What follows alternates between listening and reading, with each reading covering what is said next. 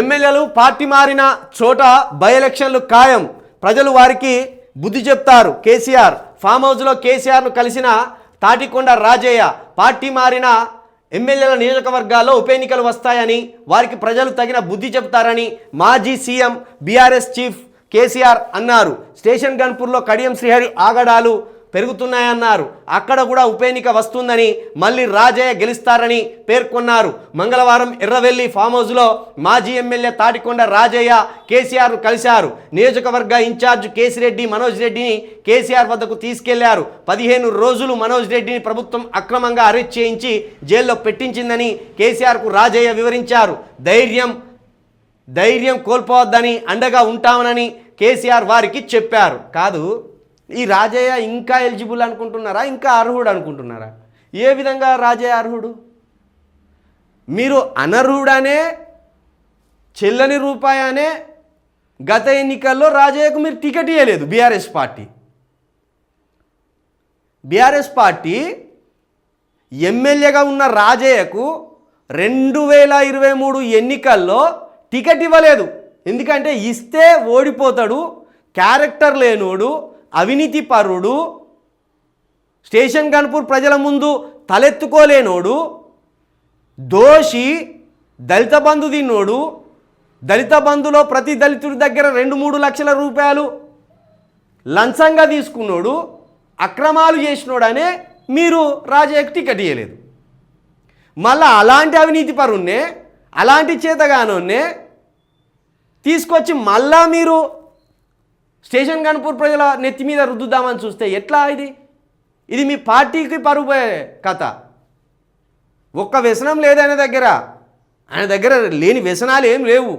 అవినీతిపరుడు, శ్రీలోలుడు, character లేనోడు, అక్రమాలు చేసేటోడు, నిలకడ లేనోడు, ఇన్ని ఉన్నాయి ఆయన మీద. హత్యలు కూడా చేయించేటోడు. దళిత బంధులో దళితుల దగ్గర ఎట్లా 2 లక్షల రూపాయలు తీసుకున్నావు మిస్టర్ రాజయ్య అని నేను ప్రశ్నించినందుకు, చిలక ప్రవీణ్ అనే నేను ప్రశ్నించినందుకు నా ఇంటి మీదికి 600 మంది రౌడీలను పంపి నా ఇంట్లో నా తల్లిని కొట్టిండ్లు, నా తండ్రిని కొట్టిండ్లు, నా తమ్ముడిని కొట్టిండ్లు, నా ఇంట్లో 3 చంపేయాలని చూసిండ్లు. అలాంటి దుర్మార్గుడు రాజయ్య.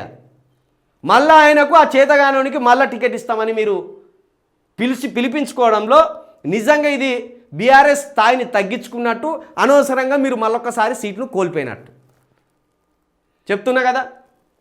ఏ రకంగా రాజయ్య ఇప్పుడు ఎలిజిబుల్ అయ్యిండు? మీరు టికెట్ ఇవ్వనందుకు ఆయన కాంగ్రెస్ పార్టీలో దునికిండు. మీరు టికెట్ ఇచ్చి గెలిపించుకున్నాడు, ఇప్పుడు కాంగ్రెస్ పార్టీలో ఉన్నాడు.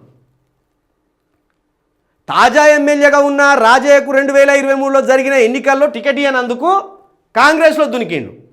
2023లో బీఆర్ఎస్ పార్టీ టికెట్ ఇచ్చిన కడియం శ్రీహరి కారు గుర్తు మీద గెలిచి కాంగ్రెస్లో దునికిండు. అంటే ఇద్దరు దొంగలే అక్కడ.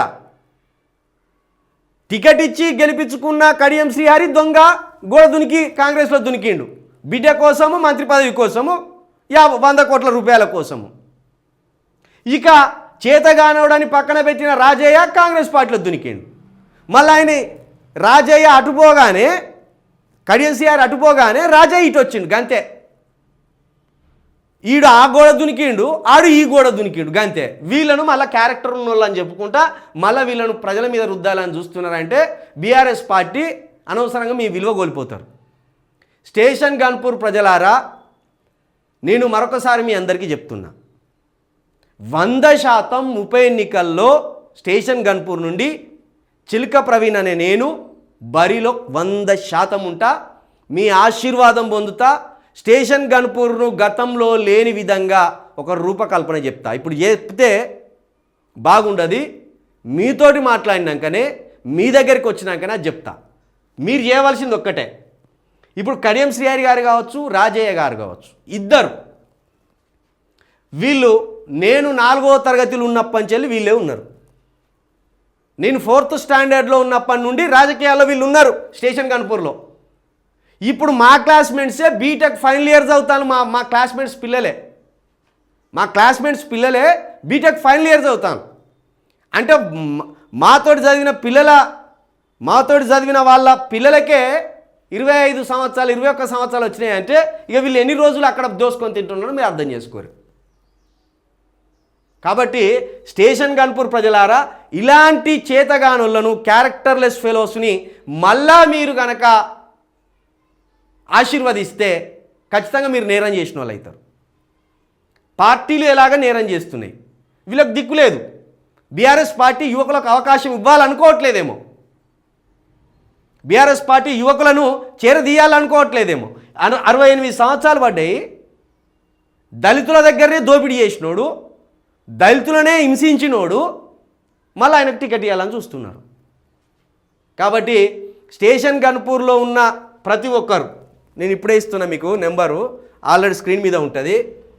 ఇగో 9704642961.